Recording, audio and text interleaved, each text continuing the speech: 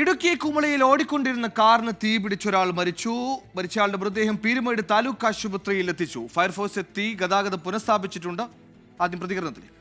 KSRTC നിർത്തിയിട്ട് അധികം ആളുകൾ കുറച്ച് പേര് ഇറങ്ങി ഓടിയപ്പോൾ നമ്മൾ വണ്ടിയിൽ നിന്ന് ഇറങ്ങി നോക്കി കഴിയുമ്പോഴത്തേന് വണ്ടി കത്തി തുടങ്ങി കഴിയുമ്പോഴത്തേന് പോയവർ പുള്ളിയെ വലിച്ചിറക്കാൻ നോക്കുന്നുണ്ട്. പക്ഷേ പറ്റിയില്ല. സീറ്റ് ബെൽറ്റ് കിടന്നുകൊണ്ട് സീറ്റ് ബെൽറ്റ് നോക്കാനും ഞെക്കി തുറന്ന് വിടാനും പറ്റിയില്ല. കാരണം എന്ന് വെച്ചാൽ തീ ആളി വന്നു. അപ്പോഴത്തേന് വണ്ടിയെല്ലാം മാറ്റി. ദൃക്സാക്ഷിയുടെ പ്രതികരണമാണ് പ്രേക്ഷകർ കേട്ടത്. രാഹുൽ വിജയൻ വിശദാംശങ്ങളുമായി ചേർന്നു. രാഹുൽ, മരിച്ചയാളുടെ വിശദാംശങ്ങൾ ലഭ്യമാണോ? അപകടം എങ്ങനെയുണ്ടായി എന്ന വിവരം ഈ ഘട്ടത്തിൽ ലഭ്യമാണോ? സുഹൈൽ, മരിച്ചത് ആരാണ് എന്നുള്ളൊരു സ്ഥിരീകരണത്തിലേക്ക് ഇപ്പോഴും പോയിട്ടില്ല എന്നുള്ളതാണ്. വൈകിട്ട് 8 മണിയോട് കൂടിയാണ് ഈ അപകടം നടക്കുന്നത്. കുമളി 66 മൈലിൽ വെച്ചായിരുന്നു ഈ കാറിന് തീ പിടിച്ചത്. മുൻപിൽ പോയൊരു ബൈക്കിനെ തട്ടിയതിനു ശേഷം കാറിന് പൊടുന്നനെ തീ പിടിക്കുകയായിരുന്നു എന്നുള്ളതാണ് ദൃക്സാക്ഷികൾ പറയുന്നത്. തീപിടുത്തത്തിന്റെ കാരണം ഇപ്പോഴും വ്യക്തമല്ല.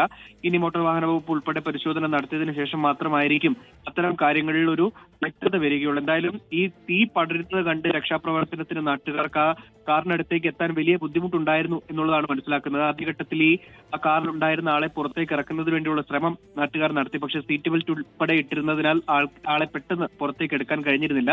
പിന്നെ ഈ കാറിനുള്ളിൽ നിന്ന് ആ കാറിനുണ്ടായിരുന്ന ആൾ പുറത്തേക്ക് ചാടുകയും ചെയ്തു. പക്ഷേ ദേഹമാസകലം തീ പടർന്നു പിടിച്ചിരുന്നു. പിന്നീട് ആ സംഭവ സ്ഥലത്ത് വെച്ച് തന്നെ മരണം സംഭവിച്ചു എന്നുള്ളതാണ് അറിയാൻ കഴിയുന്നത്.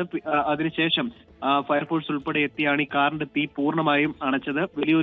വലിയ രീതിയിൽ ഈ കാറ് വലിയ തീഗോളമായി മാറി എന്നുള്ളതാണ് നാട്ടുകാർ പറയുന്നത്. അതുവഴിയുള്ള ഗതാഗതം ഉൾപ്പെടെ തടസ്സപ്പെടുകയും ചെയ്തിരുന്നു. പിന്നീട് ഈ തീ അണച്ചതിന് ശേഷം ഗതാഗതം പുനഃസ്ഥാപിച്ചിട്ടുണ്ട്. നിലവിൽ ഈ മരിച്ച ആളുടെ മൃതദേഹം പീരുമേട് താലൂക്ക് ആശുപത്രിയിൽ സൂക്ഷിച്ചിരിക്കുകയാണ്. വണ്ടിപ്പെരിയാർ സ്വദേശിയായിട്ടുള്ള ആളുടെ പേരിൽ രജിസ്റ്റർ ചെയ്തിട്ടുള്ള കാറാണ് കത്തിയത്. കാർ ഓടിച്ചിരുന്നത് ആരാണ് എന്ന കാര്യത്തിൽ ഇനിയും വ്യക്തത വരേണ്ടതുണ്ട്. എന്തായാലും അത് അല്പസമയത്തിനകം ലഭിക്കുകയും ചെയ്യും. രാഹുൽ വിജയനാണ് വിശദാംശങ്ങൾ നൽകിയത്. ദാരുണമായ ഒരു വാർത്തയാണ് കുമളിയിൽ നിന്ന് റിപ്പോർട്ട് ചെയ്തത്.